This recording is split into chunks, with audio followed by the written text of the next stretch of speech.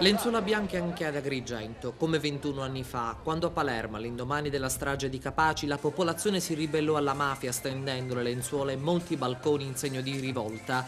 Una manifestazione di forte impatto emotivo, quella di ieri, a cui hanno preso parte numerose associazioni per ricordare, ma anche per testimoniare l'esempio di Giovanni Falcone e di tutti gli uomini che hanno contrastato la criminalità organizzata. Un'iniziativa che parte dalle nuove generazioni, che parte da chi ha contribuito, da chi vuole dare un proprio contributo a questi nuovi tempi che viviamo.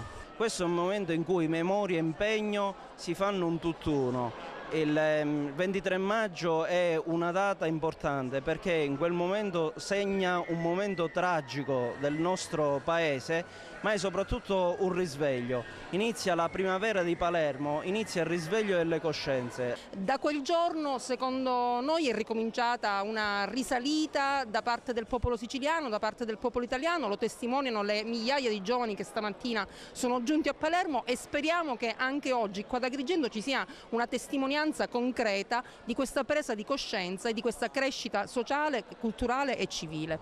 Alle 17:58, ora esatta dell'attentato, un silenzio assordante ha avvolto l'atrio di Palazzo dei Giganti. Lette celebri frasi di Falcone come delle voci che toccano la coscienza di ogni uomo. Presenti soprattutto tanti giovani che credono nella svolta della società moderna.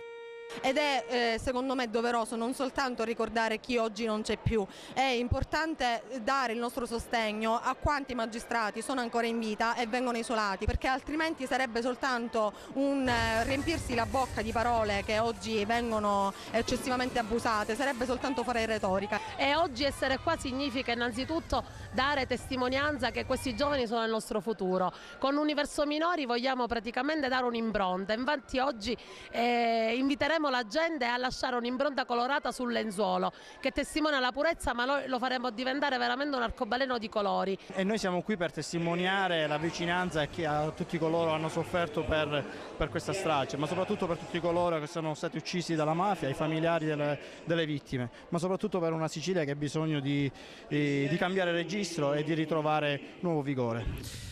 Poi il corteo lungo la via Atenea con diversi momenti, uno tra questi quello in cui Leonarda Gebbia, sorella di Filippo, vittima innocente della prima strage di Porto Empedocle, ha letto un passo di Andrea Camilleri. Innanzitutto si rivive il dramma, perché sono momenti drammatici, però è sempre, ritorno a dire, mantenere il ricordo, vivo il ricordo di Falcone, di Borsellino, di Filippo, di tutti gli altri che hanno perso la vita ingiustamente.